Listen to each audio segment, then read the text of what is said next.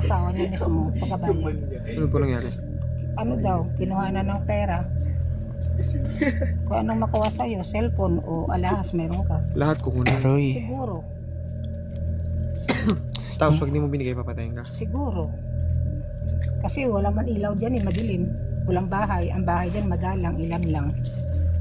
Wala talaga magre-rescue. Paano po yung harangan ka ho talaga nila sa kalsada? May kahoy. Pagdaan ng ng motor, talagang hinaharang talaga nila.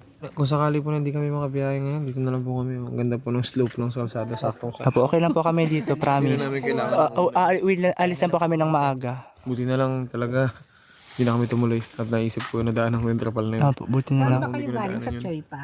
Galing po Opo. kami ng New Buswanga. Buswanga. Tapos saan kayo nagan? Choice. Sa Choy. May ikot kayo dito sa may Choy. Opo. Apo. Pangit ka naman ang kalsada yun. Dito. So, Oo. pangit po. Tapos wala pa po siyang gasolina sa daan na yun. Tinulak lang ho namin. Dapat pati sa tinulak nyo na, Ay, no? tinulak ho namin talaga. Tulak lang po talaga namin. Gusto na po namin tulak basta po yung malalim-lalim. Seryoso, buti na nakita ko yung tropa. I-break niya talaga dun, no? Oo na nga, thank you. Nakita mo yung tarapal.